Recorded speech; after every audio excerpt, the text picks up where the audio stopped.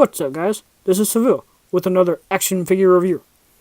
Today, I'm going to talk about the Mighty Morphin Power Rangers Legacy 6.5-inch series. I'm going to focus primarily on the metallic versions, but I'll have some of the non-metallics in this review too. The only box I'm going to show is this one for the Pink Ranger, because for the most part, they're all the same, with the exception of changing the picture of the Ranger and the color of the lightning. So, now here she is out of the box. I'll give her another spin so that you can see her all the way around. I'm going to spend a little more time on the spinner than usual today in order to show the other Rangers as well. Accessory-wise, all of the Rangers did include a holster for the Blade Blaster, as well as the Blade Blaster itself, but it only stays folded up. This metallic Pink Ranger came with her bow and arrow, as well as an extra hand specifically to hold the arrow. Now here, you see the first Pink Ranger alongside the metallic one. The first set of Rangers did not include their weapons. Instead, Bandai chose to stick in build-a-figure pieces to build the Megazord representative of the team. Because of this, I actually avoided the Legacy line for quite some time due to the disappointment of not having their weapons. Moving right along though, here you can see the regular versions of both the Pink and Yellow Rangers. I have not actually gotten the metallic version of the Yellow Ranger yet, otherwise she would be included in this video too. It seems like she's the hardest one to come by, no matter where you look for her at.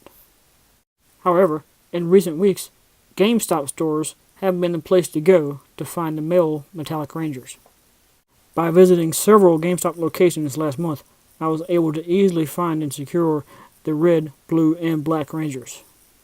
However, while I've got the Red Ranger up here in focus, I will say that the red of the suit doesn't quite match the red of the gloves. There doesn't seem to be as much of a clash on the other colors though.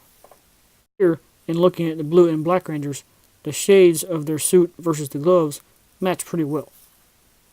More specifically, with the Black Ranger, you almost really can't tell the difference between this one and the regular one. I'll admit though, I never did own the regular black version, so I could be wrong in that thought. Moving on though, just to go ahead and get a full look at the Mighty Morphin line, here are the green and white Rangers. I do want to give a quick shout out to my buddy Golden Eagle Sky for allowing me to borrow the Green Ranger for this review. If any of you guys happen to be gamers, you might find it worth checking out his channel. I'll drop a link for it in the description below. Unfortunately, by the time I got into the Legacy series, the Green Ranger was already pretty pricey on the second-hand market.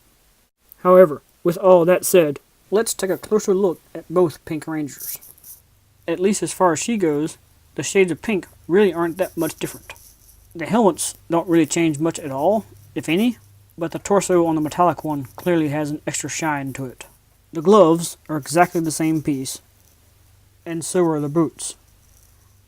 The biggest improvement on the metallic one, of course, is the belt. For some reason, on the regular figures, the Pink Ranger and I think the Blue Ranger had silver belts instead of white.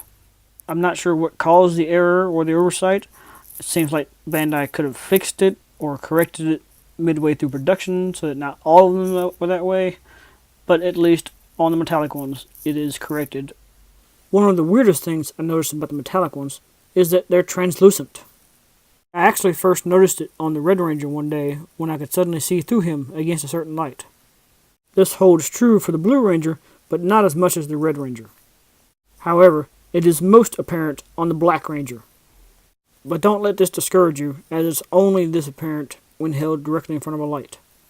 While I know these have all been around for a while, I'm still going to run through the articulation real quick, just in case there's anyone who hasn't picked one up yet.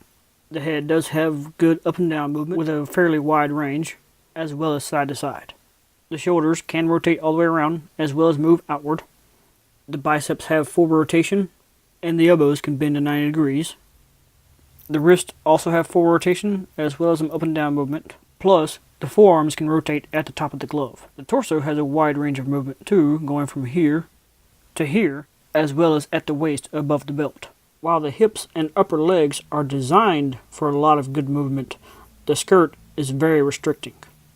But everything below the kneecap is fine.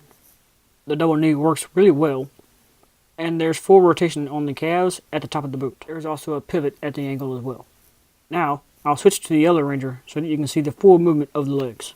She has a very wide outward range and can almost kick straight up and down. but it's not as good front to back. Also, there is rotation in the upper thigh.